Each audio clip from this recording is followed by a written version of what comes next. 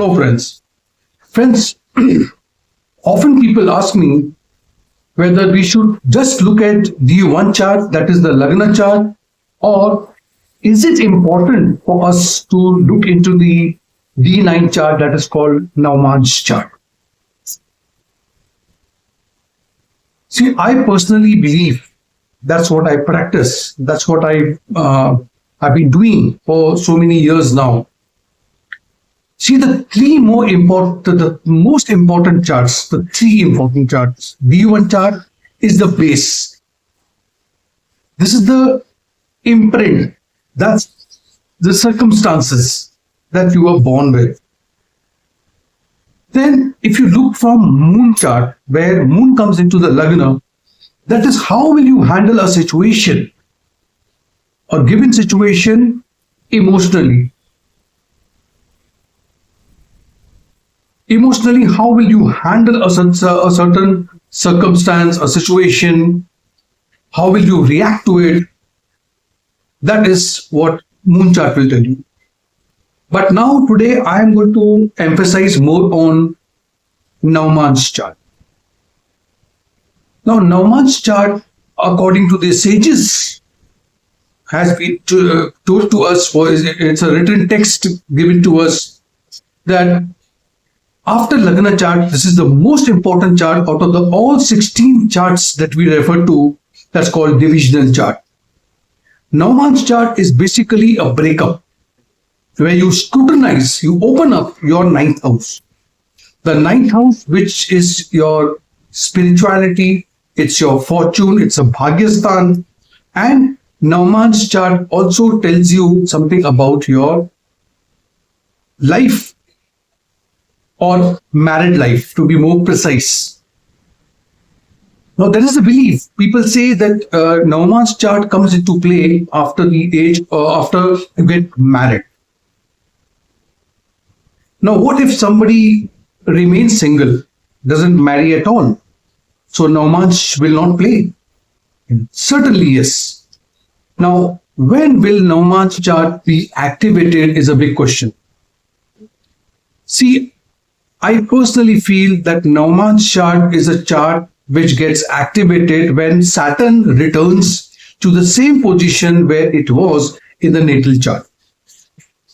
Right? So it is almost like, when you are at the age of 28 and 30, that this chart gets activated, whether you are married or you're not married. Now, how do you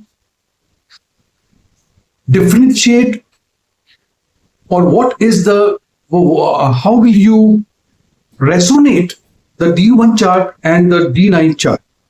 That's what I'm here to talk about. See, in D1 chart,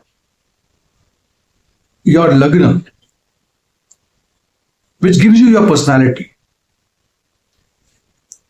And when you go to D9 chart, the Lagna in that will tell you how much have you refined, how much have you changed yourself. For example, if in D1 chart, you are a freedom lover person, like, you are a Libra. So Tula Rashi is the D1 chart Lagna.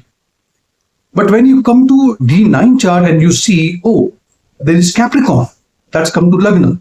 That means this person has changed in time to come, where he becomes from Tula Rashi, from Libra, he's become a Capricorn. It's a vast difference. He's determined, he's focused, he's working very hard. That's what is the attributes of Capricorn. Now, in D1 chart, if a planet is exalted or in a good sign, it's in dignity. But if it falls in D9 chart, very often people tells me, oh, my Saturn is in a good house, it is exalted, it's in Libra. And how come that the Dasha, the Antardasha did not give me that result that I was expecting? That is because in D9 chart, when you look, maybe Saturn is into the sign of Aries, where it is debilitated. So the result will not come to you. And it could be vice versa. In D1 chart, you always thought that Saturn Dasha will not be good because it is debilitated and you will not get the result. But when you look at Navamsa chart, there you will see that Saturn is in Libra, whereas in D1 chart it was in the sign of Aries. So in spite of being debilitated in D1 chart, the Dasha Antardasha of Saturn will give you very good result. Now, how do you interpret a Navamsa chart? That's what the question is. See, there are four principles that I believe, and that's what I know. Is first of all, in D1 chart, look which is the planet with the highest degree, and that becomes your Atmakaraka. The natural Atmakaraka, of course, is Sun, but it says that Char Atmakarak is a planet which becomes an Atmakarak when it is the highest degree. Now take this planet. It could be any planet. Say for example, it is Mercury, which is at maybe 27, 29 degrees. Look where it is settled in D9 chart.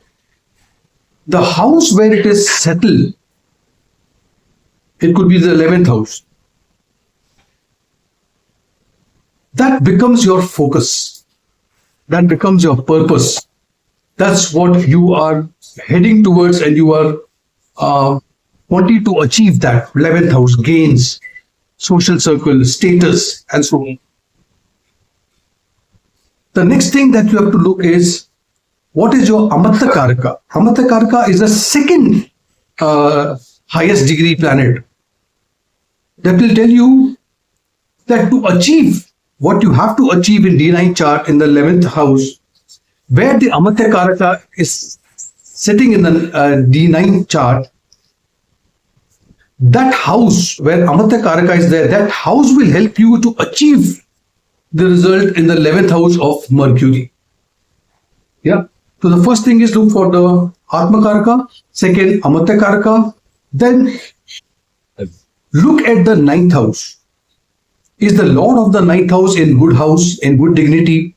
Then D9 becomes very powerful. That means the second spell, the second half of your life will show you that your fortune will rise. Then, as you know, that we always look at Navamsa for marriage. The 7th house, which talks about the personality of your spouse. It talks about, is the relationship healthy? Is it going to be very harmonious? Your married life is going to be peaceful. It all depends upon in Navamsa, the 7th house Lord is into a good house.